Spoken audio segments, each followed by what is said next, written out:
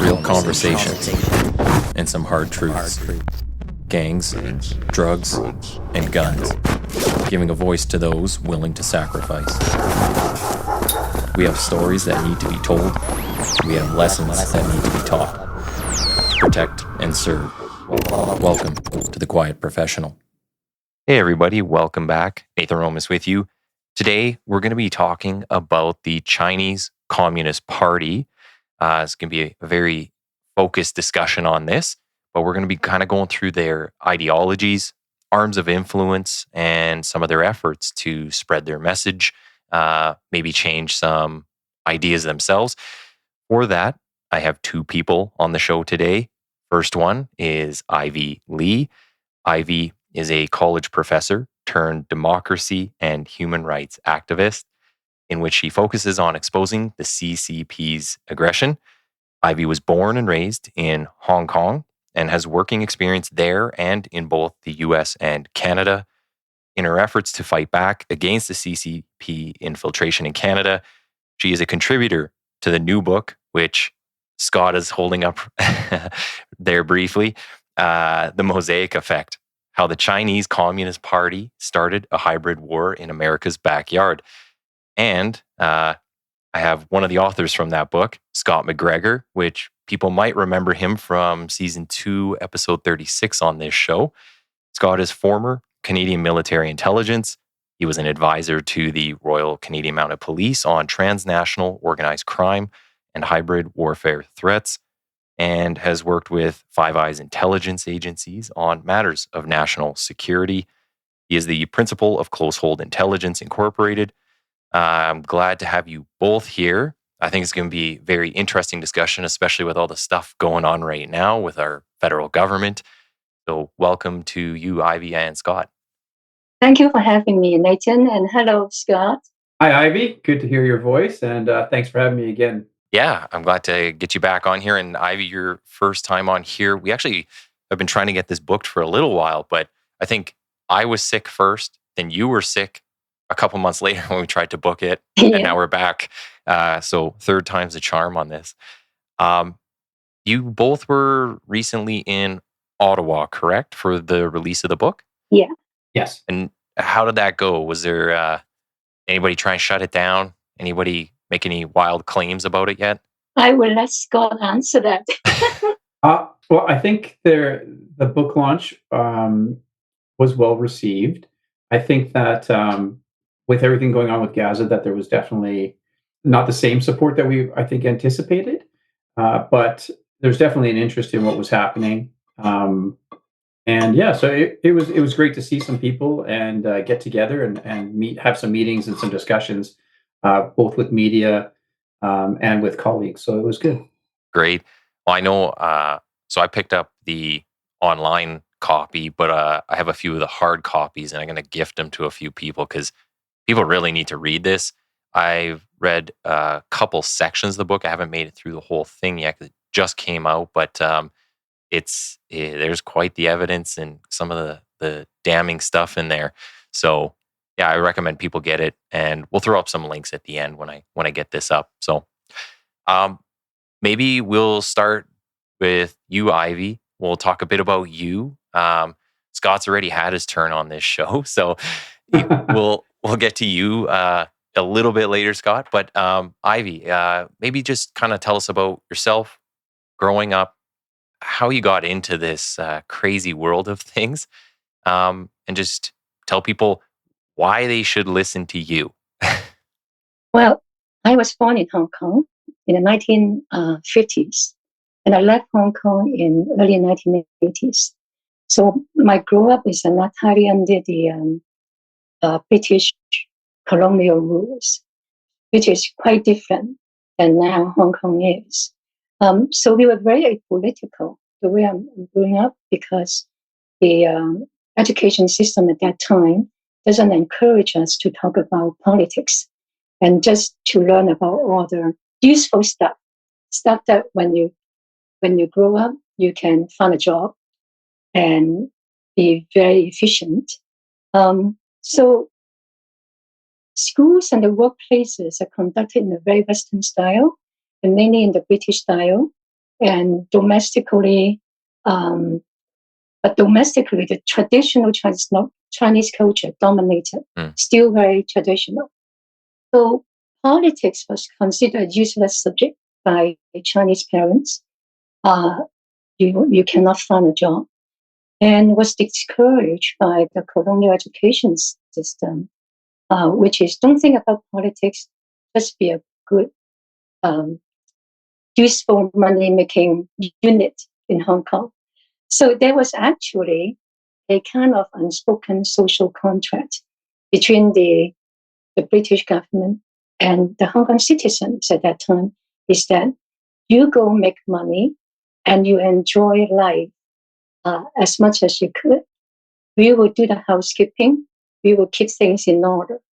So we both would be happy. So that is the atmosphere that I was growing up in.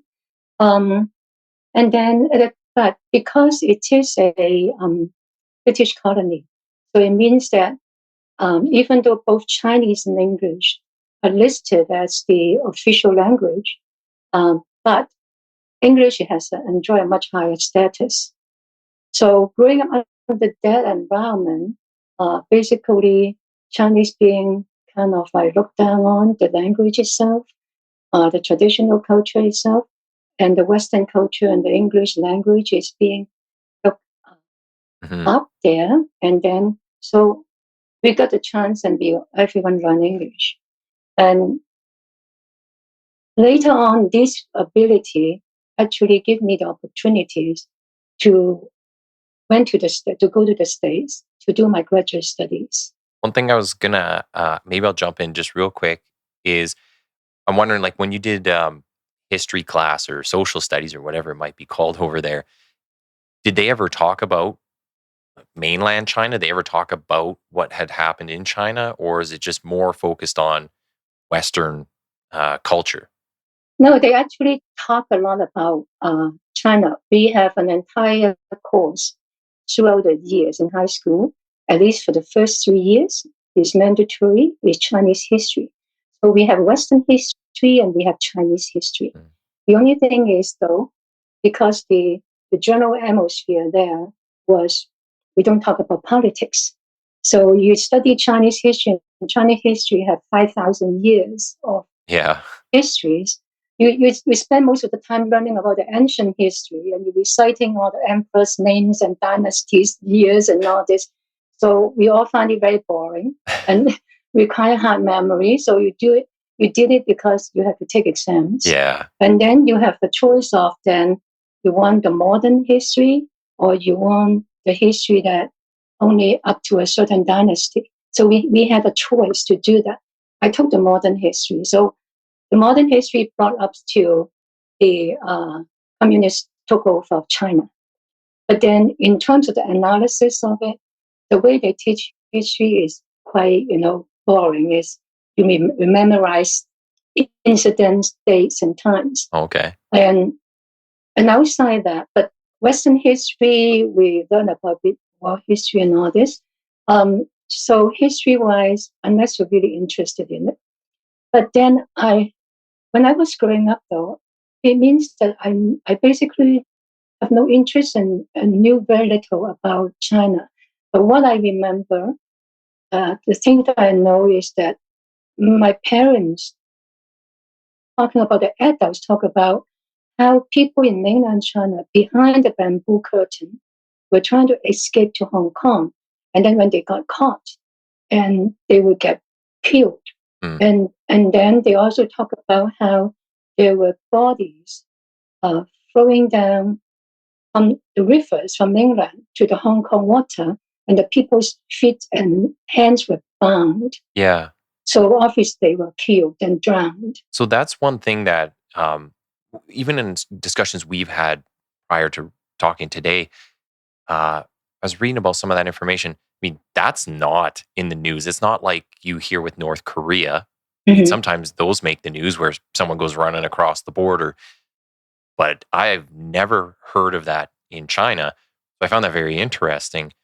Do you know, is that anywhere that you can actually find information on that? Or is that completely kind of scrubbed from the history books? No, I mean, the history book won't mention about it because it was two reasons, right? Because it's my childhood. The history book only talk about, I think, up to the communists took over China. Okay. I don't know about current now, but that was when I was in high school, in primary school and high school. But you can go Google. I'm pretty sure that you will be able to find the information about the escape. Especially if you look into the 1970s and 50s, when China had the Great Leap Forward, and then followed by the Cultural Revolution. Mm-hmm. Millions of people died in the Great Leap Forward from starvation. Yeah. And also lots of people died from the Cultural Revolution. And one thing now I remember, even though at that time when I was growing up, the only thing I knew about China was mainland China is behind the bamboo curtain, is very poor and very backward, ruled by the communists, but one thing I remember quite vividly as a child was the 1967 riot, which I think I was about 11 or 10 at that time. And because I remember it because there's real and fake bomb scares every day. Oh, really? And a very well-known and popular radio broadcaster who was very critical about the CCP. One day on his way to work, and he was with his relative, and they were burned to death in the car. Oh, from a bomb? By the rioters. Oh, right. Okay. By the rioters. They pour gasoline on the car and on them, mm-hmm. and then burn them to death. Jeez. In broad daylight. Yeah. And then there were at least two children, at least I remember, two children died from staying outside and pick up something. It's actually a bomb.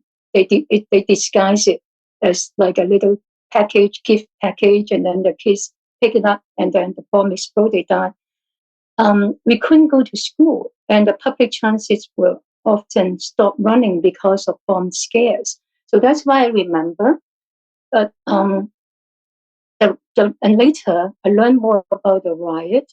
Is that it was started as a labor dispute between the workers of an artificial flower factory and the owners of the factory, which is Lee Ka-sing, a Hong Kong tycoon. He's the real estate tycoon. Yeah. Even today, right? And then it evolved to anti-colonial protest. But then the anti-Hong Kong government protest was actually mobilized and supported by the C.C.P. in the back. And then we also later, the research, people found out that weapons were actually shipped to the rioters from mainland China. And Zhou Enlai was directly involved. Mm-hmm. And there was a documentary made in recent years called The Vanished Archive, and talk about the entire episode about that riot. But this particular riot is also forcing the British colonial government to change, because there are real legitimate grievance from the workers. And then, so they know that because the two children died from the bomb, and the broadcaster died from murder, and Hong Kong people finally had enough. And they told the government, that's it. Just cut it out. Yeah. So the government used a much more forces to cut out the whole thing. But after that, the entire government's approach changed. They introduced a lot more, I think, that things that would make Hong Kong's us happier. A lot more consideration about the relationship between the people in Hong Kong and the government, and introduce more activities for high school and students. Because the riot mainly is that, like in mainland China, is actually an extension of the Cultural Revolution in mainland China. The Cultural Revolution was happening at that time. Yeah. So they're exporting the Cultural Revolution to Hong Kong, and they mobilize the high school students in pro-CCP schools to do the riots and to do the protests in Hong Kong, and of course the unions and the students, and the workers. So that it has a very huge impact on how Hong Kong society changed, how government actually knowing that they have to be much more less colonial style. Let's put it this way. Okay. So that riot was my first, I would say, my first direct experience of CCP in action. Do your parents, like as you're growing up, do they not talk about mainland? Do they not talk about CCP? Is there like fear that there are kind of spies everywhere, or if, a family member might tell on you, kind of like you saw in World War II? You had family members ratting out other family members, telling on them. So is that kind of a concern at that time, or is that because you're under the Brits? Is that not such a worry? Not at all. Mm. Hong Kong, we were under the British system, so we have lots of freedom.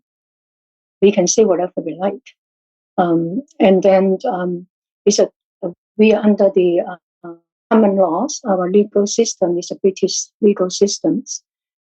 We have the basic civil rights, but in mainland China is a totally different. Is a totally different system and dictatorial. So, but our parents, they thought that my mom hated the Chinese communists. She always saying that, oh, they're the worst. But my dad is actually a union leader in his own workplace. So my dad is much more sympathetic to the CCP, like all the other workers. They all know that CCP is not good, but I think that because my dad's in the union, therefore he's sympathetic with the workers, and therefore they identify with CCPs who are working for the workers. So just like all the propaganda that CCP have on China, too, they are for the workers, for the poor, but in fact they are not. They are only for their own survival and their own power. But because we are apolitical, most people in Hong Kong are apolitical. So CCP and what happened in China is not really our dinner table topics. Okay. Yes, but we do know that they mentioned about relatives in China, very poor people in Hong Kong. When they visit China, if they visit China, they will try to mail or bring back some clothing, food, and all this. And I do remember when the people who succeeded and escaped to Hong Kong, as soon as they cross the border, then they know they are free. But when they picked up by the Hong Kong police, but I was so young I cannot remember quite clearly that often they will be sent back, sent to somewhere, and then the people would actually be the Hong Kong people would throw some food onto the truck. I saw some photos about that. It means that they are being trucked away by the police. Yeah. But Hong Kong people will run after it and then throw some food onto the truck for those people. And Scott, you just put up a thing here, just kind of in the chat. I thought it was kind of an interesting point, just about broadcasting some pro-CCP rhetoric. Do you want to talk a bit about that? Well, I just found it interesting that the way the CCP came into Hong Kong and were trying to divide the population, but also some of the, I mean, I would call it racist comments that were being broadcast, like stew the white-skinned pig, fry the yellow running dogs. So those things are something I want to ask Ivy about. Was there a racist sentiment about whether that would be the Han thinking that they're better than everyone else or superior to other races. I was wondering if that goes back that far, or if that's something that's relatively new. So, like, is that along ethnic lines, but also is it along Yeah. races? Right. Right. You mean the Han supremacy feeling, Yes. right? How far back it is. Hmm. Actually, the Han supremacy feeling is way back. And I in here exactly why I think it's very interesting, because a lot of the people in the West, Caucasians, got this idea that the Chinese are not as racist, especially when they use the C.C.P. used the Chinese the racism card, the victimhood card a lot. In fact, think about the Chinese, the Chinese name. It's called the Middle Kingdom. Why we call ourselves the Middle Kingdom? We are the center of the universe. We are the descendants of the dragon. We are the descendants of the saintly Yellow Emperor. And all the people around us, they're barbarians, they're uncultured. And they have to come in and pay money, pay gift to the emperor in the Middle Kingdom, and to kneel down to the Middle Kingdom. And because the Middle Kingdom is supreme, that idea has been for thousands of years, for a long, long time, for all those big dynasties. So you're talking about white supremacy. Han supremacy existed before white supremacy. It's an interesting point you bring up, and kind of the viewpoint where it's the Middle Kingdom, where I would think if they were going to name it something, be like the High Kingdom, right? Like everyone's supposed to look up to them. But uh, I think it's hard for Westerners to grasp the idea of these things going back thousands of years. And I guess for most Western cultures, they kind of come from a place where they're almost always leaving one behind and, rebelling or going off and creating something different. Whereas a lot of the other, say, cultures around the planet tend to kind of centralize on their history and kind of bring those things along with them. They don't necessarily break off and, go create the US or Canada or whatever it might be. It's I think it's just hard for them to kind of grasp that because you've never grown up with that mentality, and the history is, I say, very different in that respect. Yeah, because I think that China land-wise was big. Of course, China doesn't become one big country from the get-go. It's like everywhere else. We got the warrior state, which have many different small countries, and then that was long ago. And then when the Qin emperor, the first emperor, came in, and then he beat everyone and formed the big Qin, and then less than 100 years, I think that then his emperor fell, and then break into different states, and then the Han dynasty came in and then consolidated everything again. So this is a cycle of big dynasty, then breaks up, and then you get another dynasty and dynasty. But since the first emperor consolidated the land and everything, and also unified the written language. So once the written, because there's so many different dialects, different languages, but once you unify the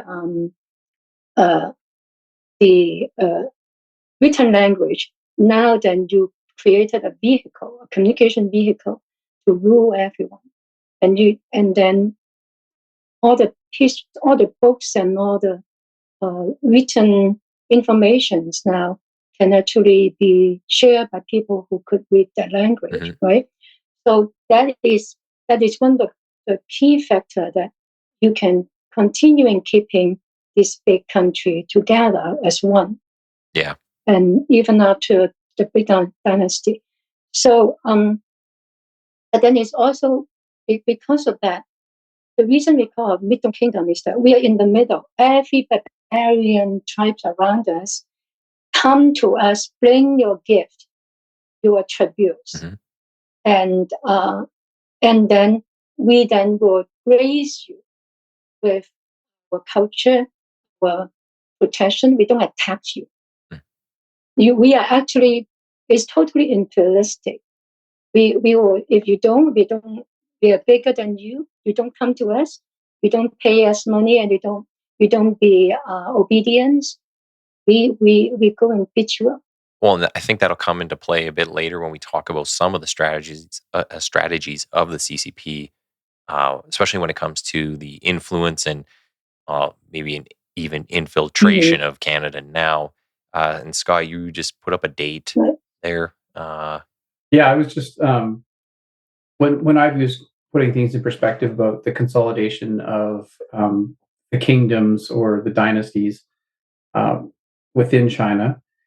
I don't think a lot of people realize that the People's Republic of China wasn't even created until 1949, so after the Second World War. I think that escapes some people. I think they think, looking back at people from that region that came to Canada or the United States to work in the railway, etc., they think that they are Chinese, and it wasn't China at the time. It was the Qing dynasty. So there's some confusion around who came and what they encountered, etc. And I just wanted to give it a little bit more perspective that, yeah, China's a relatively new country, and the Cultural Revolution was a big deal. A lot of people lost their lives, and I know Ivy has experiences that relate back to that. And I'm sure that she has tons of family that also remember what happened there. And I've met, some other people that have had family that was executed because they were landowners. They had all their land taken away, etc. So they were, had to leave the country and managed to escape with their lives. So, these stories are really compelling, but I think it really builds the groundwork to understand some of the complexities. And I think Ivy can explain the complexities when it comes to techniques and procedures, as we would like to call it in the intelligence world, on specifically how they identify an issue and then how they resolve it. The go-to isn't just to go in and kill everyone. The leveraging happens at multiple levels and in different ways. And Ivy's experienced that herself. So, I'll let her continue. I just wanted to make the point of the People's Republic of China being created in October of 1949. Yeah. If you want to continue there, Ivy, go ahead. I do want to kind of move to you getting involved in politics, but a bit on your education as well, because I think it also helps explain how you analyze some of these issues. Right. The 1997 riot was my first direct experience of CCP in action. And there's another very important incident that sowed the seed for me later, become so determined to actually push back CCP's expansion, especially in democracies, is that in 1980, I actually took a 1-month trip. I arranged it for myself. And I brought 3 other girlfriends into mainland China to actually travel along the Silk Road, in which we came up from Hong Kong to Xi'an, the ancient capital, and then we start traveling west towards East Turkestan. That is, in China they call it Xinjiang. And I went to the capital, Urumqi, and then along the way, we took a detour to the Qinghai Plateau, which is a Tibetan. I think that we didn't get to Tibet. We was not able to get a permit. Travel was very restricted at that time in China. Yeah, and then we came back to Beijing and went up to Inner Mongolia. So you can see the span of the route that we were traveling. But I asked the same questions to everyone that I got a chance to talk to over this large span of areas. But unfortunately, I forgot what question I was asking, but I got the same answer. The same answer was good enough. So at that time, I came from Hong Kong, which I could talk about anything I like. If I asked the same question to two people, I probably would get a very different answers. So I was in my mid-20s, my early 20s, mid-20s, and I'm thinking, how come I got the same answer from these people from such a different province and place? So I thought either they dare not to say anything, or they cannot come up with any ideas because they cannot think. They have no ideas. So I said, either way, that's terrifying for me, who came from a very free place. And I said, never. I would never. I can never able to live under dictatorship like them. Mm-hmm. So, but I know that mainland China will come to Hong Kong sooner or later, right? So that make me determined that I wanted to find a way to leave Hong Kong. So that's the beginning. And also what happened is that even though I was apolitical, but I had my values. And I knew what I'm able to tolerate, what I couldn't. So I looked for a chance. So I decided I'm going to see if I can study in the US, because I thought US would be more free. And also another thing that pushed me out of Hong Kong was that I really didn't like the very materialistic, money-oriented values. Your success, your being a successful person, were totally evaluated upon what job you have, how much money you make, and all this. And I hated that. So I always call myself a cultural refugee. I left Hong Kong because I didn't like that the major values there. And at the back is I knew that I can never live under dictatorship. So lucky enough, I went to the States. In Hong Kong, after I graduated from high school, I went to Polytechnic to do my design study. And design methodology itself is a problem solving methodologies. And so it tells you, it teaches you how to ask questions, and how to research, and how to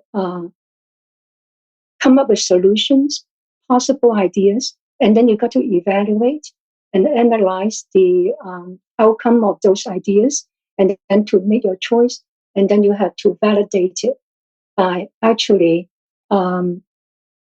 testing it with your target audience, and then at the same time, then you come back and say, how can I improve it? So it's a very research and logic and analysis and evaluation intense process. And at that time, I didn't realize that will help me later on when I fight back the C.C.P. in here.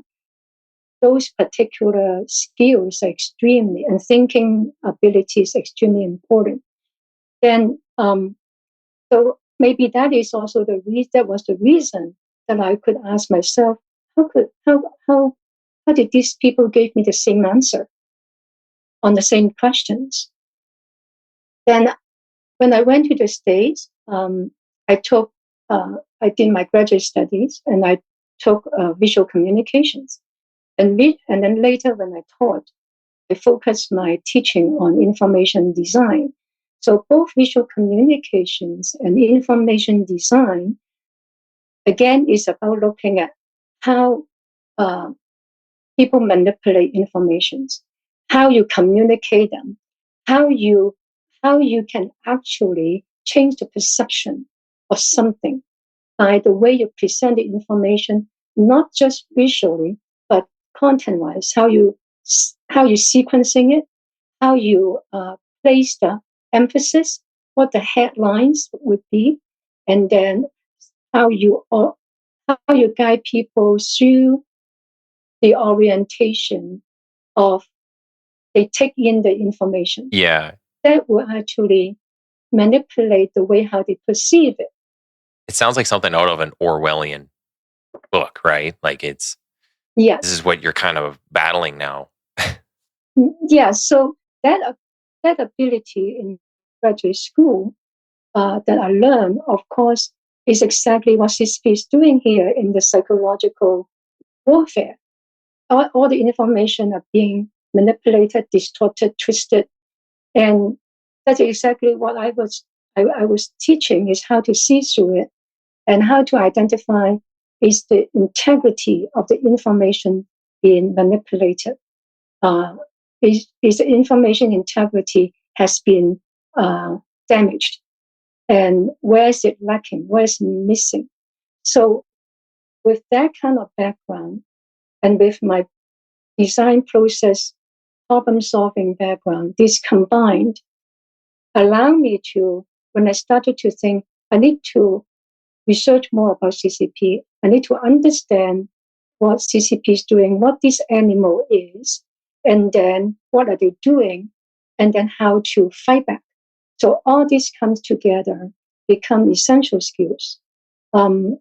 So when I started, what drew me back to the C.C.P, because I was a political in Hong Kong. I left Hong Kong to study, and because Hong Kong's educational system is to just want you to nothing about things like philosophy, politics, that kind of so-called useless abstract stuff, and they want you to learn all the practical stuff like the math skill, the language skill, science, and all these things. So when I went to graduate school, I feel like I have discovered an intellectual treasure box. I totally forgotten about Hong Kong. I totally forgotten about Asia, basically. I was roaming around in the US and play with my intellectual toys, right? Mm-hmm. And what drew me back to Hong Kong and to China, to that part of the world, was when I came up to Canada in 1989. I was there in May. And then one night, I turned on the TV. I couldn't sleep. I turned on the TV. I saw this guy in a white shirt carry some kind of thing in his plastic bag with two hands, stood in front of a row of tank. And the tank guy moved, and he's run in front of me, just step over in front of him again. I watched it with my mouth dropped, right? Because it was live. It was on TV. Mm-hmm. And then next day, sure indeed, that image of the guy in front of the tank was plastered over the Western media. And of course, that's the Tank Man, the famous Tank Man. So I went to downtown Toronto and joined the protest, the rally. And then that's the first time the 1989 Tiananmen Square massacre drew my attention back to C.C.P. and also made me join the Toronto Association for Democracy in China. And when I went to the downtown rally, that was organized by them, I think by the precursor. The TADC was formed because of the massacre.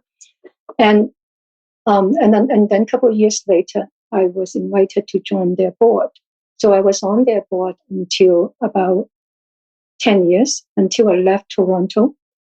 At the same time, I was also coming together with a group of artists and designers. We formed a very small group called Design for Democracy. So we help TADC to do any kind of visual pops that they need in the events. So that was my attention being drawn back to C.C.P. But I was too busy. I have nothing no time for anything else except helping out in the any annual commemorative event that organized by TADC. Then I was burned out, and I left, and I decided to go to Vancouver to join my husband there. And once I went to Vancouver, I quit the TADC, and because I was so burned out from work, I put Hong Kong, China, all behind my back. They were out of my life. I want to do something different. I quit design teaching. I quit design profession. I want to learn how to grow my own food. Okay. So I had to learn. But anyway, so then and I was told by a friend that Martin Lee, who is a very well-known pro-democracy leader in Hong Kong, and Aisen Chan, she was the first, the highest civil servants in Hong Kong after the handover in 1997. So they both came over to Vancouver, sending out an SOS on Hong Kong's behalf and telling the Vancouver Chinese community that Hong Kong people now were fighting for universal suffrage, which was promised to them by the C.C.P. when they signed the Sino-British Joint Declaration in 1984. But C.C.P. obviously has no intention to honor that. Not only that, they actually wanted to suppress it. So people in Hong Kong were fighting. That was before the umbrella movement. Maybe I'll just jump in there real quick. One thing I did want to point out is, from my own knowledge, anytime people give up their rights, especially back to the government, you're giving up their rights, and you don't get them back. Mm-hmm. Usually got to be a fight, like an actual war, to get whatever you want back. So I can see why they're coming out now and saying, hey, we're going to start fighting for these things because we're going to try and do it on the front end because we don't want to give these things up. Exactly. Plus, this thing was agreed in the Sino-British Joint Declaration in 1984 when the British government agreed to hand over Hong Kong to mainland China. And they even have a timeline there that Hong Kong people are supposed to get to a certain stage, progress to a certain stage already for universal suffrage. But the Hong Kong government, which is a CCP puppet, of course, and kept delaying it and pushing it back. So people had enough in Hong Kong. By 2014, they started the protest. And then the police, when the police actually used rubber bullets and tear gas, which was at that time, have not done it on Hong Kong citizens for decades under the British rule. And Hong Kong people were shocked. And so all the parents were worrying about there's another Tiananmen Square massacre. So they came out en masse, blocked the street, and that started the real umbrella movement, the height of it, the Occupy Central protest. And so, of course, it was very intense. I followed from someone that basically not pay attention to Hong Kong for years. And suddenly I was watching the computer, all the Telegram groups from Hong Kong and all this every day for hours and hours, and just to find out, to catch up with what happened in Hong Kong. And so it's from that onwards that I started to research on CCP and understanding what is happening in Hong Kong. Where are you getting most of your news at that point from? Is it from just CBC, or are you mostly going to maybe friends that are over there that can send you messages? All channels, definitely not TV. don't have a TV. I haven't had TV for decades. Okay. I don't watch TV. So, but like everyone else, when you do research, you Google. Yeah. The first thing you go to online, Google, and then from online, I can read all the Chinese information from Hong Kong, and I can also read all the English information and reports from Western media. So you have the best of the whole world. Because I'm fully bilingual. And my first language is English, means Chinese. I can read and write Chinese, so I can get the first-hand information from Chinese information. So later on, when I did my research about CCP, that is very useful because CCP put out information differently in Chinese Yeah. and in English. Scott, you have a point. Maybe I'll just bring this up here. We were talking about psychological operations, so just kind of going on what Ivy's saying. What's actually being put out there is a little different than what we might be seeing. Do you want to kind of just talk about psychological operations a little bit here? I think Ivy's touched on it a little bit earlier in what she was saying, and the psychological operations aren't just conducted on your adversary; it's also conducted on your own people, and that's what I think she was trying to get at: is that the misinformation when she was traveling, or lack of information, lack of creativity, lack of expression. I think those things are reflected in some of the advancements and some of the need for the PRC to be stealing intellectual property, that brain drain, that lack of innovation. Those things have been noted, by entrepreneurs and everyone else looking at the commerce piece for China. And then the other side of that is pretending that you don't have that problem, portraying to the world that everything's hunky dory, everything's good, everything's fine, nothing to see here. I think those messages are more difficult for the West to see because we can't read Mandarin or Cantonese. Yeah. And so we're limited in the information that does manage to get out of the region. Not unlike North Korea, for instance. You only know what's going on in North Korea because somebody made a documentary of stealing video out of there, or somebody had a story to tell. Yeah. And yet here we are with Hong Kong and people like Ivy that have lived it, that know people that are living it, that are expressing what's going on there, and there just hasn't been the interest, because until it impacts you personally, the traction just doesn't sort of pick up. So these stories that you're reading in the news and some of these documentaries that you might see here and there, they are starting to become of interest because now it's been put into correlation with what's happening in Canada or the United States, for that matter. And so the psychological piece is you're seeing them trying to alter reality, and it's difficult for us to understand what's true and what's not true, because the understanding of how the Chinese Communist Party works in general is misunderstood.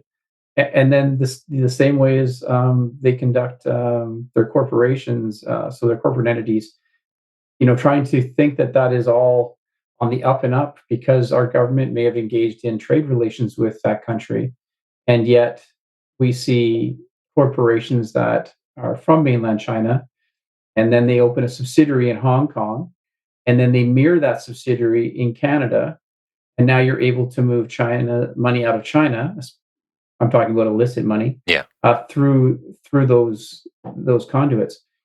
So the threat finance piece, there's misinformation. Canadians just don't quite understand it. We have that hierarchical thinking, and we tend to see things kind of in black and white, where I would dare say the Chinese operate in a bit more of a gray area. Yeah. Anyway, that's just a little spiel on that. I actually want to echo what Scott's saying in here. I think one thing Canadians need to understand is that China. Well, one thing we want to understand CCP well is that we need to look at what they have succeeded so far and why they can be so successful, especially back home, because they're exporting their strategy, using the same strategy with a variation on us right now. And I can see several strategies. But one thing Scott was talking about, that how they use their business corporation and citizen do something that in the West we never would thought about, that we can be used in that way. We won't be allowed in here. So I think that the most successful thing they have done is that they impose a foreign ideology, which is Marxism, socialism, and communism, onto 1 billion plus Chinese citizens, and kill tens of millions of Chinese people, mostly the majority Han Chinese, with impunity. How could they actually done that and get away with that? So one thing we must bear in mind, even though C.C.P. is very racist, right? We know how they treat the Uyghurs. But its bottom line is the party's survival, longevity, and absolute domestic power. So regardless of ethnicity, C.C.P. will have no hesitation to kill, including its own Han race. So bear that in mind. Then they started with eradicating the bedrocks of the traditional Han culture, in order to replace it with a foreign ideology. So they do it by identifying key cultural elements, including Confucianism. That's why it made Confucius Institute such a joke. They identify those key cultural elements as toxins that must be eliminated. Now, they are using the same strategy to destroy the bedrock of democracy right now. And I will come back to this. And then they tortured and murdered whole numbers of scholars and intellectuals, so to destroy the thinking ability of the people in the culture. And then destroyed temples, so to destroy the spiritual foundation of people. Then they send young people away from schools to work in the rural areas to destroy education, right? And they force everyone to study Mao's Little Red Book. So replace the education with Mao's Little Red Book, right? They force everyone to spy on and betray each other, even on your own parents or siblings. So they destroy trust between everyone.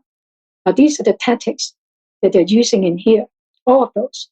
And then they censored information, twisted, distorted, and rewrote history.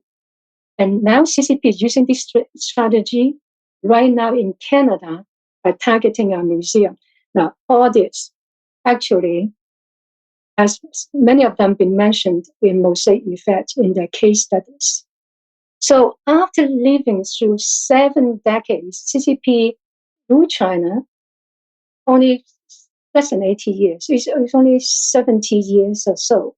So Scott was exactly right. C.C.P. is not China. Yeah. He only started controlling China in 1949, all right? And it has nothing to do with the traditional Han culture, the Chinese culture. So after living through 7 decades of lies, deceptions, propaganda, merciless purges, and human rights abuses, the values, mindset, and the behavior of the Han people in mainland China have been drastically altered. The tenets of traditional Chinese virtues and culture that many Westerners were so admired and romanticized about are basically gone. There's nothing there. So, in other words, the C.C.P. has remodeled the psyche and conditioned the reflex of the Han majority to its liking. Those who dare to refuse and rebel about it would be silenced, imprisoned, or disappeared. So what is the grand result? Is that C.C.P. has created an enormous troop of civilian helpers, or you can call them civilian soldiers, at CCP's disposal to conquer the world. And all Chinese citizens now, and private or state business, are now legally required to do whatever they are told by the security agencies. They have no choice. It's legally required in the law, Article 7. And this is CCP's civilian military fusion on the entire country. And I know the Mosaic Effect, the book, talk about that a lot. And so there's no, we must bear in mind there's no true private business and no citizen is able to be independent. CCP owns them and controls them. So now then, right now, CCP is already applying that strategy of remodeling psyche and reconditioning reflex to Hong Kongers. They impose the NSL, eliminating all pro-democracy media, imprisoning all pro-democracy politicians, leaders, and protesters, and changing school curriculums, introducing mandatory patriotic classes in schools at all levels, including universities, including primary school. Yeah. And then setting up reporting hotlines, which is like the Cultural Revolution. And then after this, I guarantee you, they will manipulate and coerce Hong Kongers to be CCP's tools for suppression and propaganda, just like those in mainland. There's no more one country, two systems. Then, if you look at what they're doing now, I'm coming back to my point about applying the strategy to Canada and the West. The one that they apply is eradicating the bad laws of democracy by appropriation and redefining. This is how they do it. They establish democracy think tanks within the PRC in recent decades to twist and the context and the meanings of democratic values and ideas such as rule of laws, universal suffrage, citizen-centered, justice, inclusion, harmony, human rights, etc. Yeah. And redefine them to suit its dictatorial agenda. So it's just like these are toxins, so they have to neutralize them, right? And so CCP argues there's no universality to the definition of human rights. Instead, they must be tied to the unique situation of each country, so-called the condition of that country. The right to development is a responsibility of the states to its citizens. And so it is about civil and political rights.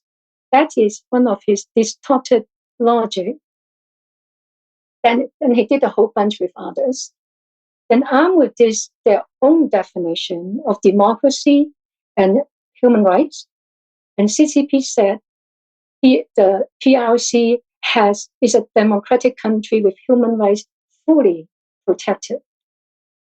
And then with the support of many authoritarian governments in the third world, the CCP the goal is to change the definition of human rights in the United Nations. And they have succeeded already to some degree. They did put in certain things that they want. And now, if you think about what happened to the Han culture and to the Han traditional values and virtues, if CCP succeeded to redefine and make UN redefine the definition or modify the definition to their liking, the fundamental tenets of Western democracy would disappear. Democracy and human rights with Chinese characteristics would become the CCP's tool for suppression worldwide. And that is what they do. Another thing that they apply to us is censoring information, twisting, distorting, and rewriting history in Canada by targeting our museums. So, and also UNESCO. Yeah. I won't go into the detail here, but I would recommend everyone to take a look at the case study in chapter 2 of the Mosaic Effect of a private Chinese history museum in Lytton, a small town in BC, and it's on page 28. Even more ambitious, please take a look at the case study of chapter 15 and about the new federally and provincially funded Chinese Canadian Museum in Vancouver, Chinatown. So I can vouch for this because these are the parts that I was reading when we last talked, and like, wow, people's minds are going to be blown. But I don't want people to think that, okay, this is just conspiracy theory. Like, what do everyone's just saying crazy stuff or believing whatever's out there. You guys present very good cases with very good sources of information, a lot of pictures of people hanging out together as well. So I want people that are listening to really understand that this stuff is right in front of you. A lot of it's actually being reported on. It's in CBC now. Sam Cooper's been putting out a ton of stuff. Like, this isn't, you don't have to dig very far to find these things now, So it's very important. It's critical that people get an understanding of this. I mean, we only have an election coming up 2 years away now. I think it's October of 2025.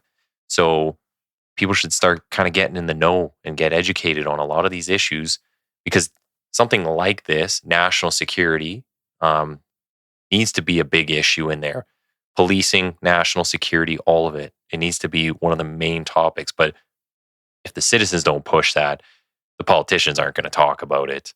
So I also want to add to your point in here while talking about it, is that many people sees the foreign policy is only about diplomatic efforts with other countries. Doesn't affect our daily life. But C.C.P's infiltration in Canada tells us exactly the opposite. Foreign policy is domestic policy. Yes.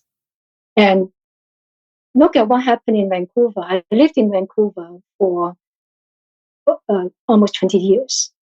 And look at housing. Why we have unaffordable housing? What are the impacts of unaffordable housing on our daily life? I personally is a victim of it. When my landlord had to sell the house because the landlord has to go into nursing home, we have to find another rental place. We couldn't find anything affordable, even though my husband has a job there. So we were forced out. We had to go to Edmonton, much affordable place. And then when I was in Vancouver, I knew that employers cannot hire people because the staff cannot find a place to live there. Nurses, firefighters, policemen, teachers, and not to mention about like other professions that may not have such a stable incomes. They couldn't live there locally. Then how can you live there and work there? So, and then at the same time, all the houses are being taken down and rebuilt into monster homes, and they're absentee landlords.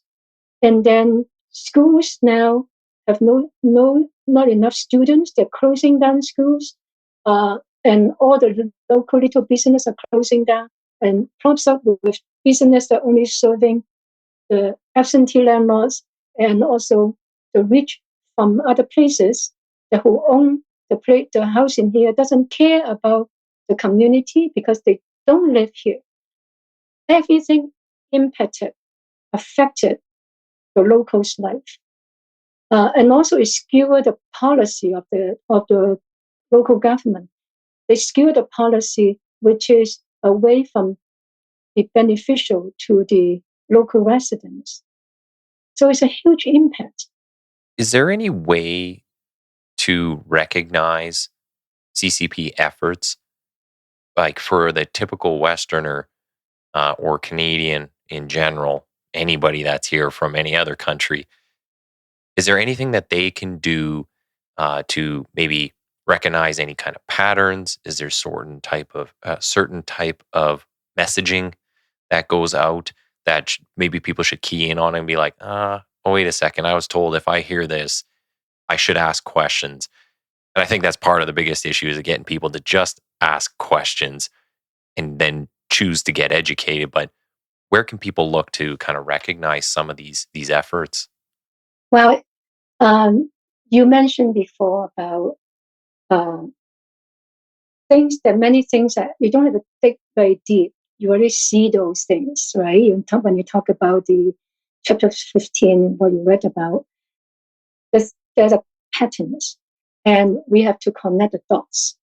So if we want to spot CCP's operation in here, don't look for a smoking gun. There's no smoking gun. It doesn't exist. Hmm. Because it's not death by bullets fired from a single device. It is death by 1,000 small cuts with different instruments on different parts of the body. So not one single cut is very obvious and lethal, so you won't notice it. But combined, the victim bleeds to death from all these wounds without knowing until it's too late. That is the strategy they are using on us. Hmm. Nothing illegal if you look at them independently, separately, because Canada has no law to deal with this type of situation.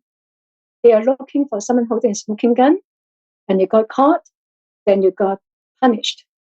But when no one sees you holding a smoking gun, there's no smoking gun, nothing to be punished, right? No law will be broken. So now, one of my other teammates had to put it in a different way. She's saying that it is death by slow poisoning, with the poison being administered to different organs using a variety of means and methods over a long period of time. So instead of looking for a gun, look for signs of poisoning by United Front Work Department. Yeah. We can talk about what United Front Work is if we have time. But so look for possible motivation, and look for areas or components that are being poisoned and by what means. That means looking for patterns and then connect the dots. One thing you must remember, conspiracy is how CCP thinks and operates. They plan for long term, 5 years, 10 years, 20 years, even 100 years. Hmm. So they work in conspiracy. We must get that in our mind. I just want to get Scott's opinion on kind of what you're saying there, because maybe more for our law enforcement and then intelligence professionals. Would this kind of be where the whole conversation, like we had before, evidence versus intelligence? Evidence has to go through a court. We need the proper laws in place to kind of even get to an end goal there. But you have intelligence. Do we need to act more on the intelligence then? Because we don't have the laws right now to go after some of these people. But if we get a good piece of intel that says, hey, this person's kind of messing around, they're influencing politicians, they're doing these things, get them out of the country or whatever else they think about doing with them. Sure. So the interpretation of what Ivy's talking about would be the intelligence analysis piece. You have all these cuts, as she's pointing out, which are not necessarily incidents; they're activity, and they can be in a variety of different threat streams.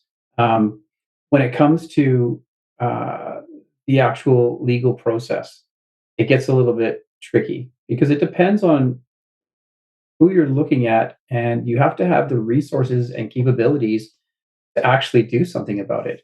So, how many fully fluent Mandarin speakers with an understanding of intelligence or law enforcement do we have in Canada? Dare say we're very limited. But to try and understand the complexity of it takes a very long time. There's only a handful of us, I think, that have actually worked on files of that transcend your normal organized crime type activity. So part of hybrid warfare is transnational organized crime. Uh, so what we're talking about here, when we talk about the United Front activity, that's that's more of the sharp power and some of the soft power. So the economic and the political, and those things. Ivy's 100% exactly correct, because we're having a public inquiry about it now, and they're calling it, you know, interference, foreign interference, but really that's very limiting, and it's not looking at the entire scope of Chinese operations in Canada. Um, when we're trying to connect United Front to bad guys, that's where it gets more interesting. And right now, I don't see law enforcement having the ability or the political will to start to identify those things. As Ivy said, it is saturated in Canada. Yeah.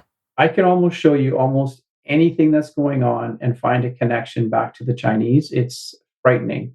Um, and mainly that is due to the money laundering aspect. So the threat finance piece, because China is known within the cartels, within terrorist organizations, as the best opportunity to launder your money for the least cost. Um, I won't get into specifics on that. A lot of that's kind of sensitive information, but um, from all over the world, these organizations are moving their money through China, and it doesn't. It's like Heidi said, it's not just from one country to China and that's it. They will go through multiple countries and changing currency types to get it to where it needs to go, and that can be done almost instantaneous using electronic means. And that's facilitated by state-sponsored activity. Yeah. That's not just a bunch of criminals that have managed to infiltrate an organization and they've got somebody that's the manager of a bank and they can do it. This is state-sponsored activity. People have a hard time looking at that. Law enforcement can't bite off that much in Canada, and I dare say the United States has a difficult time as well because of the scope and depth of it. We're talking trillions of dollars. Um, Illicit networks are the largest economy in the world. So when we put sanctions on Russia, they don't bat an eye. We think they do, and some of their oligarchs are now limited. They can't sail their boats into the nice beach areas. Uh, but when it comes to being able to move their money and get the things that they need, there's they're already adept at this. So Yeah. yeah. So going back to what Ivy had mentioned about the thousand cuts, and when you mentioned the difference between intelligence and evidence, yes, we have tons of information that indicates things, but because there's no strategy or matrices that tells you what that means or how to act on it, as simple as money laundering, where we have indications. So $20 bills that are wrapped in elastic bands, that's an indication that there's something wrong when you're delivering that to a casino. Is it evidence? Well, if a subject matter expert comes up and tells you, "Hey, this is evidence," then it's evidence. For us, it's information, and we start to compile all of those little pieces together, and that's how we can start to identify it. The United Front is connected to organized crime. Yes. Now, well, I don't know when you've ever read about anybody being arrested for those connections, but you won't, because you need a predicate offense and it has to fall within the criminal code, right? So it's not as straightforward as we would like it to be as Westerners. So yes, when we talk about legal reform, political reform, finding frameworks to address the threats, but first you have to identify the threats. So somebody's going to have to come and talk to people like me, I dare say Mr. Cal Krusty, who's in Ottawa right now, meeting with a bunch of dignitaries, talking about illicit networks. So there is traction. There's definitely starting to become an awareness around it. Hopefully, we're moving in the right direction towards addressing. Well, and this reminds me of one article it's just an article I saw recently. I posted on LinkedIn, and it said that the RCMP, I think it's something like 16, maybe 18% of their service spends their time on federal policing. 60% roughly was on frontline, like municipal policing.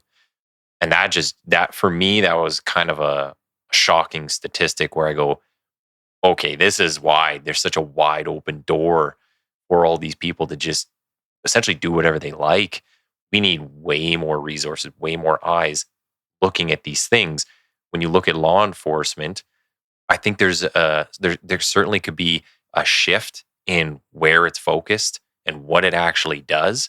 And you could still make easy cases for, I need more money, I need more people, but I think a lot of the services are scared to give up those components all the way down to the frontline policing and handing out hugs and high fives. Like, we need a huge shift away from a lot of stuff to be, hey, you enforce the criminal code and you protect us. That's what you do. And then we need other people doing the other things. So I just want to echo what Scott said about one issue that he raised is we don't have enough bilingual people involved in understanding, analyzing the information.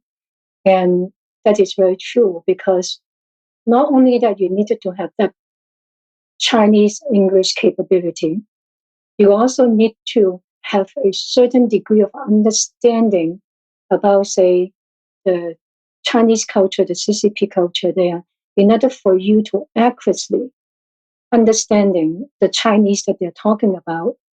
Things that, and also another thing that you can do is, if you can read both, then you can compare what they say in Chinese, what they say in English. From there, you can deduce what they're really trying to do, how they want to fool the Western, and how they want to fool the domestic audience.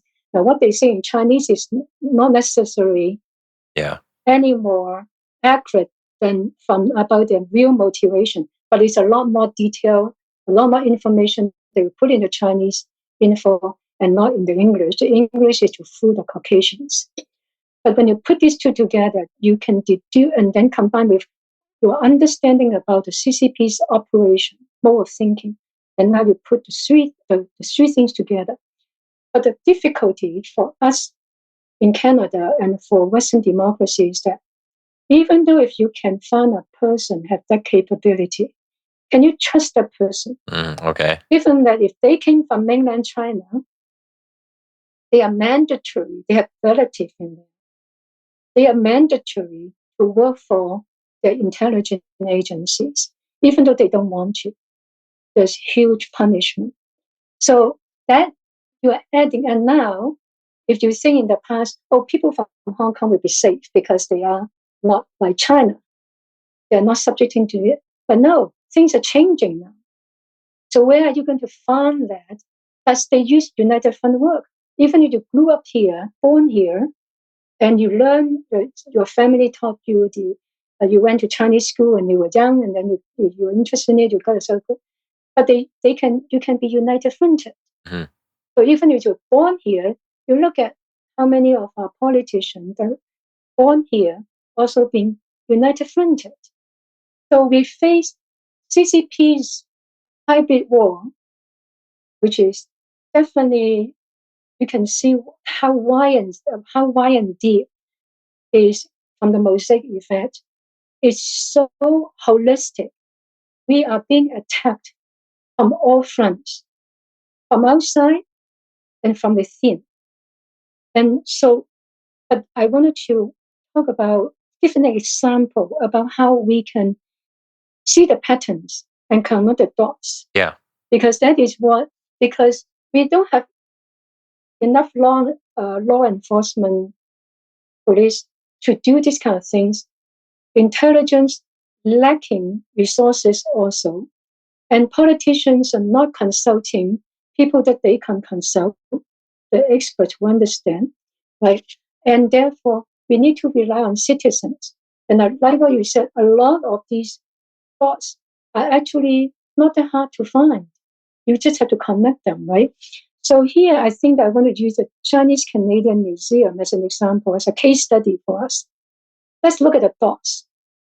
In January 2018, the Chinese Benevolent Association of Vancouver, CBA, they chaired a discussion forum on Vancouver Chinatown's application to become a UNESCO's World Heritage Site, which is WHS in short, right? CBS is a well-known pro-Beijing organization. Okay. So once you see CBS promoting something, then the red flag should be up. Now, and then the attendance, but it's all in Chinese, of course. The attendance expressed strong support of the idea that Vancouver Chinatown apply to become a World Heritage Site. Then you know that something's going on. It means it's supported by the Chinese consulate, by C.C.P. Then in September 2018, that was the meeting is in January 2018, the forum, right, to raise this idea from CBA. And in September 2018, Vancouver Mayor McGregor and BC Premier John Hogan at the time, both were very Beijing-friendly politicians, signed an MOU, the Memorandum of Understanding, announcing that they are pushing Vancouver Chinatown to be designated as a UNESCO World Heritage Site. But this dot number 2, they said the World Heritage Site designation would preserve Chinatown as a permanent reminder of the discrimination leveled against a community that was instrumental in building this country. So racist card. Yes. Victimhood card used by Vancouver Mayor and the BC Premier, right? And then they also announced a Chinese-Canadian museum is part of that commitment. Thing, Chinese-Canadian museum, right? And I can almost certain that both Gregor Robertson and John Hogan will have been lobbied heavily by some of the attendants of that forum, of the CBA forum. And I would not be surprised if certain agreements had been reached behind the scene well in advance. There's almost 9 months in between, right? The forum and that. Then dot number 3, in early 2019, BC government ran a formal community consultation process on the Chinese-Canadian Museum, led by the Minister of State for Trade, George Chow. George Chow is a well-known Beijing-friendly politician. I actually went to one of these consultations in Vancouver. That was on January 2019, 1 full year after the CBA forum. They have the consultation. Here's a very revealing part that we must all know. On the side of that room, the consultation room, a draft timeline of Chinese-Canadian history was hung by a clothespin, a clothesline on the on the end of, on 2 poles. Yep. And at 2 ends of the pole, there's a message in English and Chinese, and it tells you, please add to the timeline any story or historical event that are important to you, to your family or your community. The timeline is very skeletal. There is, of course, much nuance and details regarding the rich history of Chinese-Canadian achievements, resilience, and integration. So it's an invitation for you to look through that. But they put that timeline at the corner that I didn't notice in the beginning. I was actually being alerted by another participant in the room. I almost missed it completely. So I look at the timeline, which is they use pieces of paper, type out the timeline, and then use clothespin to click on the line. And the timeline started from 1778 and ended at 2006.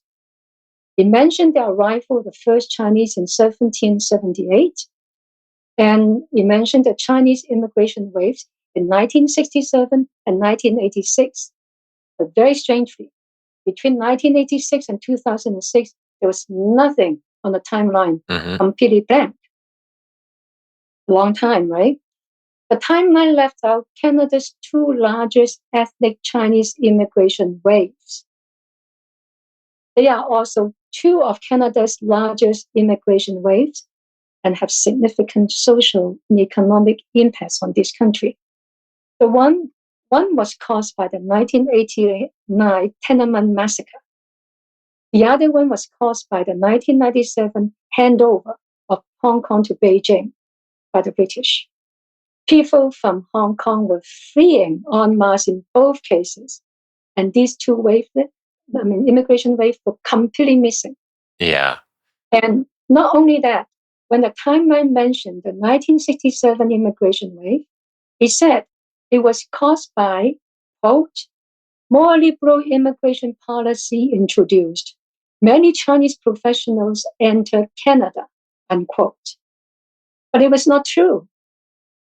It was caused by the 1967 riots in Hong Kong and the 1966 to 1976 Cultural Revolution in mainland China. Hong Kong people were scared shit and fleeing. Yeah. Excuse my language. So it means that they actually distort history. Now then, when the timeline mentioned the 1986 immigration wave, it said it was caused by, quote, investment Canada had brought many Hong Kong and Taiwan entrepreneurs to Canada, unquote. Again, it's not true. It was triggered by the signing of the Sino-British Joint Declaration in 1984, confirming that Hong Kong would be handed over to Beijing in 1997. Once again, Hong Kongers are fleeing. So because they ask people to add anything that they think is missing, right? So I picked a piece of card that they put in there, the empty card. I corrected the real reason for both of the immigration wave in 1967 and 1986, and added in the 1990 to 1992 Tiananmen massacre immigration wave, and also the 1996 to 1998 Hong Kong handover wave. I added these two onto the timeline. And to prove the existence of the draft timeline, I actually took photos of the entire timeline after I added my handwritten notes. Mm-hmm. If you can see one of those photos in the Mosaic Effect, which is on page 251 on the paperback. Okay. So they cannot deny it. I like how it shows, though, like there's a lot of control of the narrative, right? And manipulation of history and, a wave of immigrants, it came from, for this reason, but really there's a whole nother reason that it happened. So I think that's a really good explanation of it. One of the things I want to make sure, if we can get to, is just you talk about the twin card strategy, and you kind of brought it up already. Mm-hmm. We're talking about the racism and the victimhood sides. And for me, this stuff speaks a lot to, I think, a lot of the current, I'll say the EDI or equity, diversity, inclusiveness narratives that are out there. I think a lot of this comes from this realm of making Westerners all hate themselves and where they came from and all their histories, when literally every other culture on the planet has been doing the same thing for eternity. But can you talk about specifically the way China is using this, the victimhood and the racism cards? Because I think you do a very good explanation of this stuff. Right.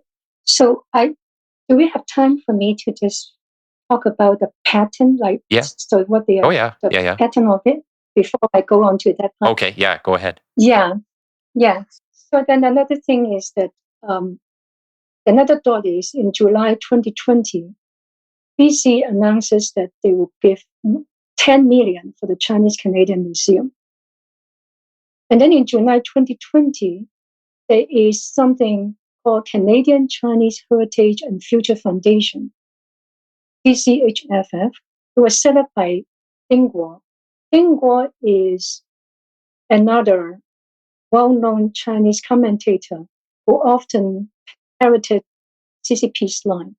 Now, the reason why they set up the CCHFF is that in March 2023, the Canadian Community Service Association, CCSA, which is another pro-Beijing organizations.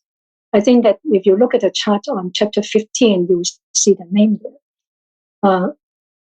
CCSA donated 10,000 to the CCM through the Ding Guo's CCHFF, the foundation, and so it doesn't donate directly to CCM, but through the foundation to CCM.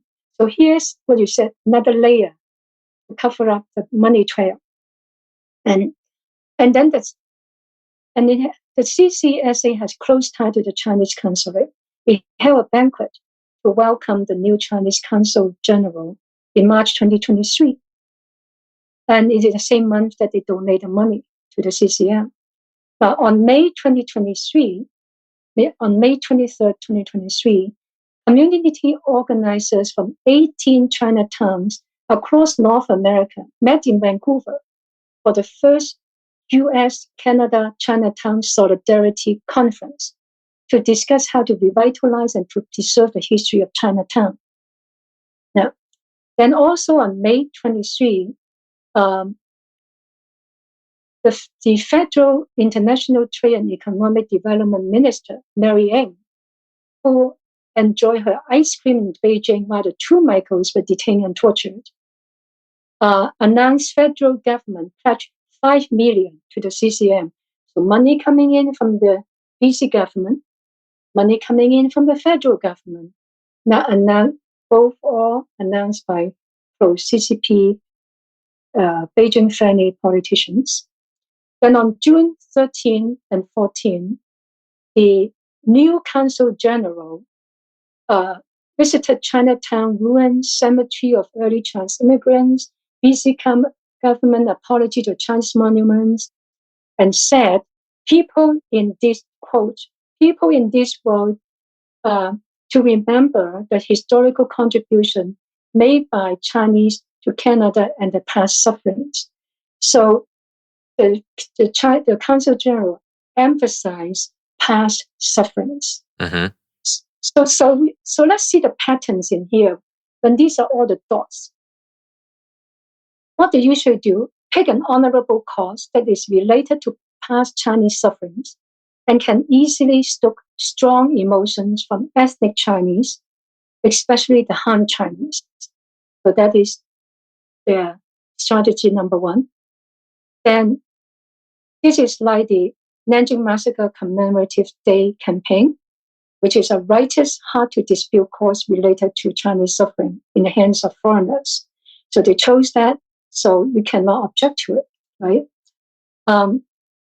Then the project or the campaign or the endeavor will be endorsed by the Chinese consulate, championed by Beijing-friendly politicians, supported by United Fund groups and pro-CCP media and influencers, and largely funded by Canadian taxpayers.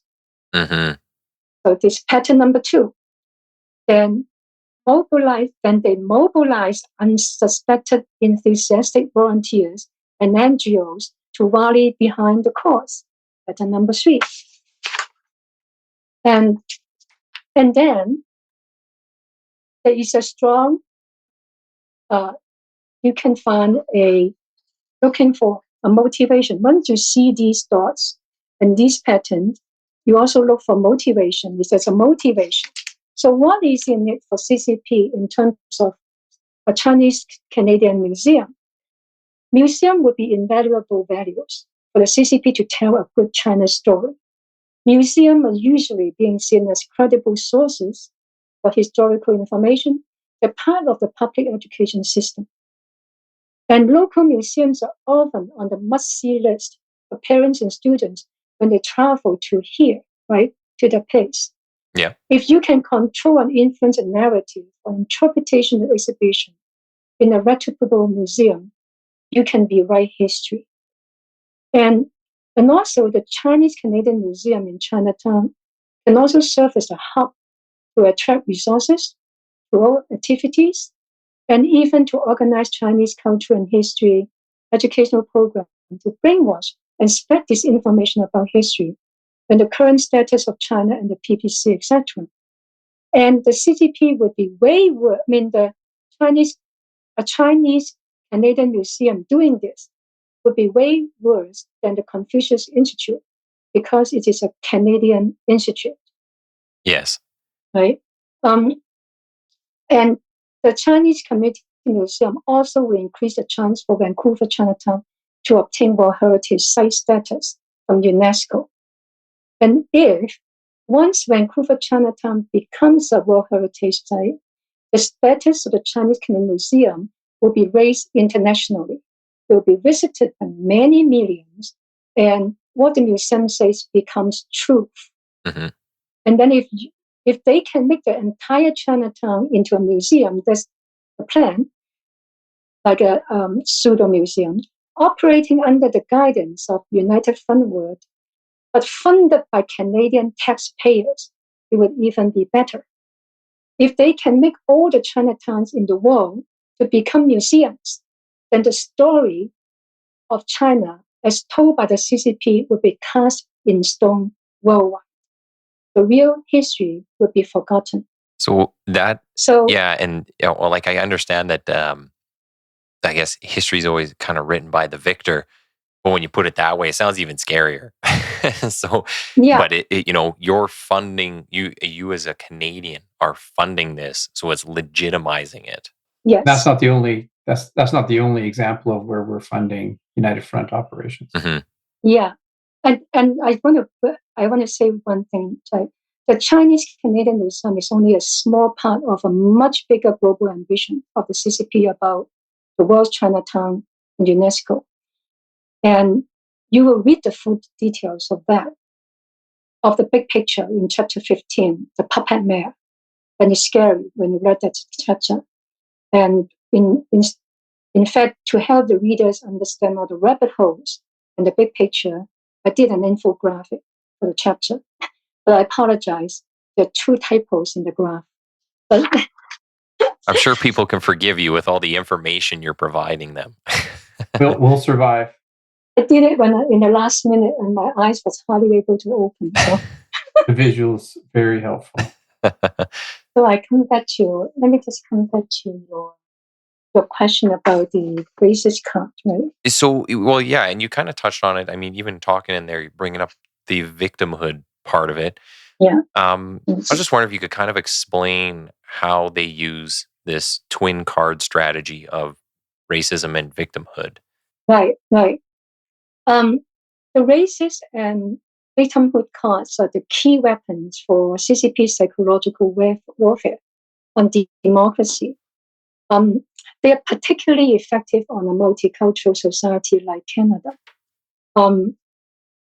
The primary function of the racist card is to muzzle any criticism of C.C.P., to suppress any investigation of issues that might affect the C.C.P.'s interests or might expose the C.C.P.'s hidden hands, or to create, and also another function is to create internal turmoil in the targeted group or the country.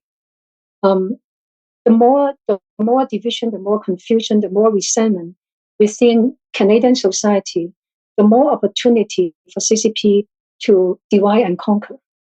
So that is what the racism card function is. Now, the tactic exploits our conscience.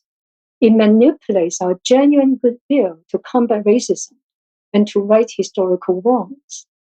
By accusing researchers, journalists, or critics of being racist, the card players sidetrack the public attention and discussion from the real issues such as money laundering, housing, or election meddling. And then it creates backlashes to the investigators, to the reporters, and to the critics, and then turn important issues into untouchable topics. If I could jump in just real quick.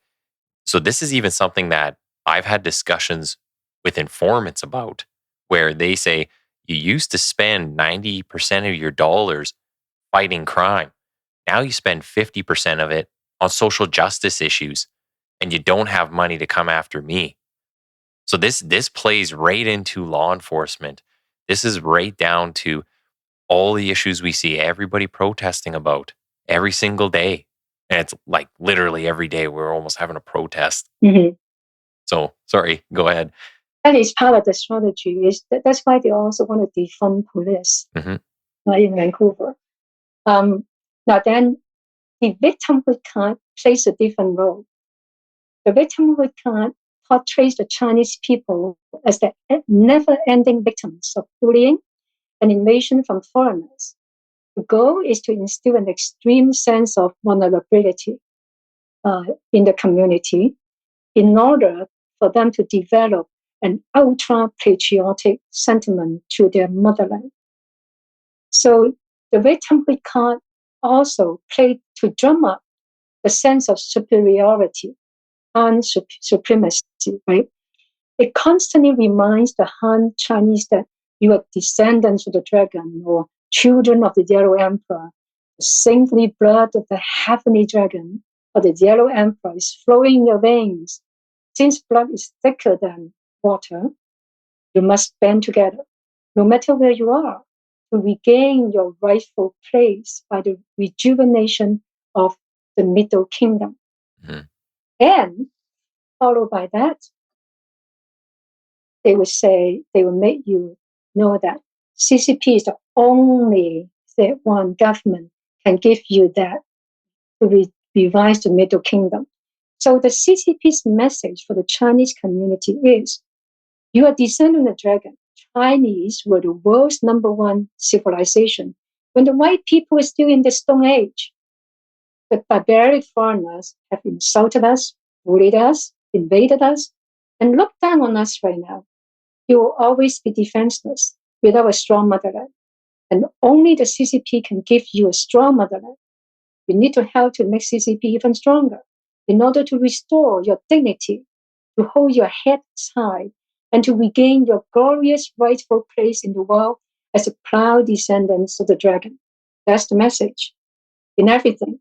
There's a lot in there that sounds like an abusive domestic relationship. That's exactly what it is. It's like, I'm the only one who can give you this. Nobody else likes you. Come back to me. Like, there's so many themes in there that just kind of resonate with the same kind of relationship. So, and CCP also has a message for the Caucasians because it's holistic, right? So their racist kind of victimhood card combined, and then the message for the Caucasian is, look into the mirror, you racist, colonialist, imperialist. You are xenophobic. Look what you have done to your indigenous people. You have no right to criticize the CCP's human rights records. Your criticism about the CCP is just xenophobia, China bashing, and jealousy. The CCP lifted 800 million people out of poverty, a miracle in human history. The CCP is good for China, and the Chinese people need the CCP. The peaceful, civilized, and benign Chinese people represented by the CCP are your victims. Whatever flaws we have are results of your shameless racism and colonialism. To redeem your white skills, be gentle to us and appreciate our successes. That's the message to you. So, but I can't help in here to debunk their propaganda about they lifted 800 million people out of poverty, created a miracle, which is a distorted fact. That's not that long ago, probably 2 or 3 years ago, China's former Premier Li Keqiang actually in a report saying that there are 600 million Chinese people still making less than 1,000 yuan a month. That is less than $150 a month. That is way below the poverty line. So if we look at that, people that who are actually below the poverty line would be much higher, because 150 is way below. So the one below poverty line would be much higher. It would not be 600 million. And China, at this point, claimed that it has 1.4 billion. And if you 6 million plus more million people below the poverty line, where is the 800 million people that lifted our poverty is? So this is actually inaccurate number the CCP were giving out. Yeah. The second thing I want to point out is democracy is much superior than dictatorship as a political system, because in the history of democracy, no one single democracy country had the achievement of putting 90% of its population below the extreme poverty line of UN. And the Chinese Communist Party achieved that in 1980. They took over China in 1949. And then through numerous upheavals, Great Leap Forward, Cultural Revolution, and all these purges and all this, completely destroyed the livelihood of people in China. And in 1980, they have nearly 90% of population is below the extreme poverty line, which is less than US $1 a day. Wow. And no democracy country have that kind of achievement. Yeah. So we are way superior in terms of a system. Well, so maybe we'll kind of come to the end here. We'll wrap it up with I'm going to ask a very broad question, because I want to get your opinion on this, because you're probably the most tied in person. You too, Scott, because I don't think I asked it on the last time we talked. But what is the ultimate goal for the CCP? And when I ask that, are they looking at it from an ideological perspective? Is it from an ethnicity perspective? Or do they just want everything? It's like, I want to be the top in every category. We're just taking over inch by inch. CCP is, the bottom line for CCP is a long-term survival and power. And the only guarantee for that is to make the world into a dictatorship-friendly place. So they have devised a long-term strategy to make countries in the world to either accept, support, or adopt authoritarian systems and values. And that is their goal. The goal is to make sure that the world is a place that they can prosper, to ensure their leadership role in that system, and therefore the longevity of the party. So the goal is the whole world that's why they're doing this remodeling of our psyche and remodeling our references in democracy. So we will be accustomed to the authoritarian way of doing things. They already succeeded halfway. We are accustomed to many of the business and government accepted that it's different cultures, and therefore we're different way of doing things, different values, and we even look at United States when Xi Jinping just visited. They built up this wall in San Francisco, so no one can protest in front of him. He will not see anything. Yeah. This is not something that should be accepted in a democratic, open society. But they did that for all the dictatorial visitors, for Xi. So he would be totally in a dictated, in an environment that they deem to be appropriate for themselves only. So we already got to halfway through there. If we don't act fast, they will succeed completely to turn the world into something which is dictatorship friendly. Yeah. And do you have any point on there, Scott? Because I saw you put up, um, what was it? Oh yeah, Control and global dominance. You're saying, yeah. When I look at what the Chinese are trying to do, not just in Canada, but the rest of the Western world, and outside of the Western world, really, it all has to do with control. And when you have a country with a population like Ivy has discussed, um, where so many people are below the poverty line, and yet they're have the second most millionaires, over 6 million millionaires wow, in the country. You have this haves and have-nots thing. So there's a consolidation of power that's been taking place by Xi Jinping, unlike any other time in history. Um, and even though there have been scholars that have advised him that now is not the time to be moving this call it uh, this dominance piece forward yet. There, this wasn't supposed to happen for a while, but he has decided that within his reign, he's going to make some changes, and he's done that.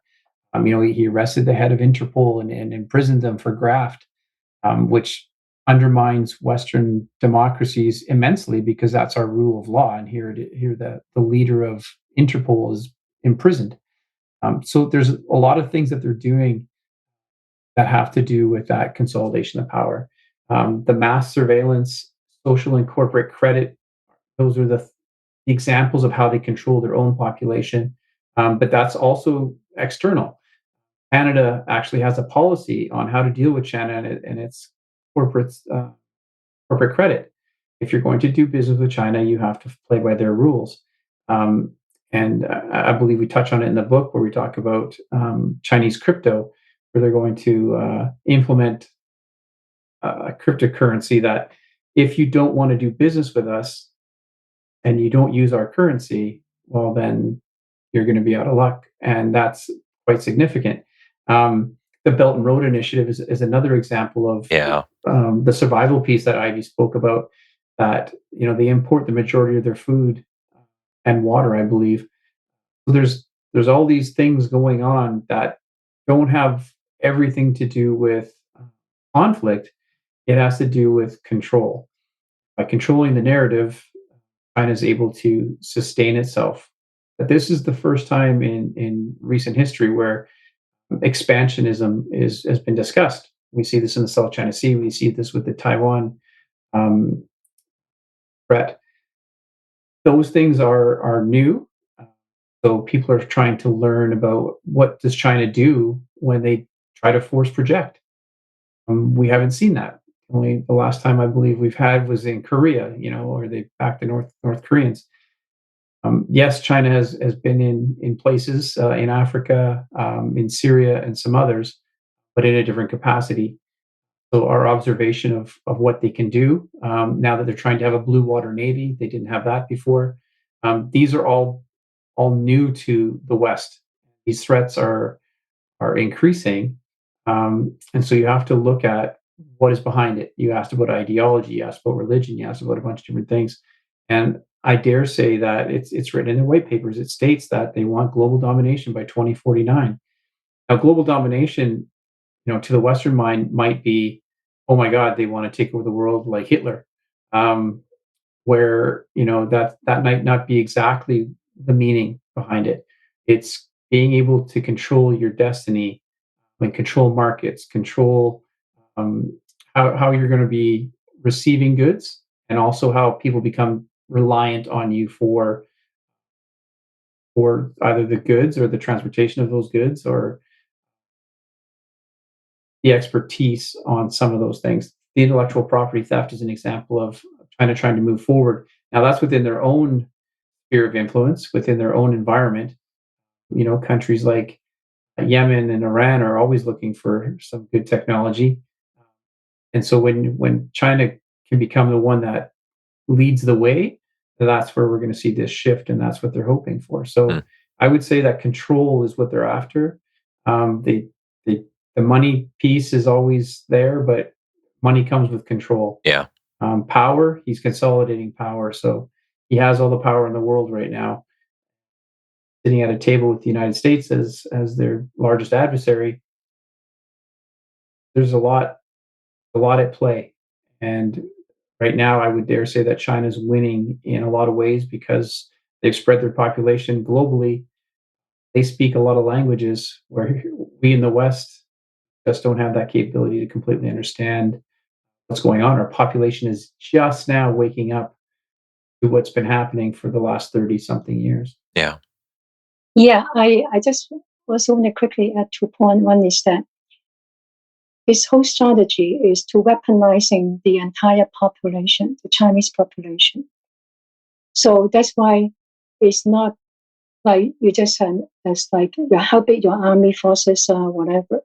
They just make 1 billion people all have to work for them, and with brainwash, of course. There's one thing that never happened in democracy. We won't be able to have that kind of human resources. The second thing is that they want to control the rule of the games, because democracy and dictatorship, the two systems are inherently incompatible, just because the citizenship requirements are very different. In dictatorship, they need everyone to be compliant. Don't think out of the box. Just follow rules and then do whatever you're told. And they don't see citizens, people, as human beings. They see you as tools for them to use. And human life is not valuable. Whereas in democracy, citizens are seen as the participatory unit of the system. You are part of the system. So you have to be creative, and they want you to be thinking and then suggestion and participating. So that means that if the people under dictatorship system become like the citizens in democracy, there will be no dictatorship. So they cannot allow that to happen. Whereas in democracy, the same thing. If the citizens become like those in dictatorship, then there will be no democracy, because no one will participate, no one will raise ideas and all this. Therefore, so the rule of the games are very different. So when you have two systems comes together, as it is right now, intertwined, then one system got to win, and the other system has to give. So C.C.P knows about this. Long term, they didn't expand before just because they were using a strategy of hiding your light and to buy time. That's the strategy. And Xi Jinping believed that they have now enough capability. Time is right. So he started to show the sign, right? And to do the actual action to change the rule of the games, to make the world become a dictatorial friendly world. I think it sounds like he wants to see this happen in his lifetime and maybe be around for long enough to kind of reap some of the benefits of it if it's successful. He definitely wants to be a legacy of that. Yeah. Some of this sounds very cultish in the almost like the blind following of this ideology, the Middle Kingdom, kind of being the center of everything. And yeah, it's a lot to think about. Yeah, I think the one thing the West must pick up to that, there's no constructive engagement between the two systems, because they cannot be constructive, because one has to win. Yeah. Because they just inherently incompatible. Yeah, so I think we've given everybody a lot to think about and a lot of reading to do as well. We went over some solutions. I think we went over a whole bunch of ideologies. We talked about a lot of the strategies being used, a lot of current events. Yeah, I think that's a good place to kind of wrap it up right now. I'll definitely look to talk to you guys down the road and see how things are going with the book, and if there's been some traction on those fronts. But yeah, I definitely want to say thanks for coming on here, and say bye offline. But yeah, thank you very much for coming on. This is a very critical conversation and a necessary discussion, definitely for the political types and I'd say law enforcement and intelligence people. It's a lot of things they should be concerned about. So, Well, thanks for having me, Nathan. I really appreciate your time. And Ivy, it was great to talk with you again. Yeah. Thanks, Nathan, and thanks, Scott. It's just really interesting to have the discussion. perfect. I'll wrap it there, and yeah, we'll be in touch in the future. Sounds great. Thank you. Thanks, Nathan.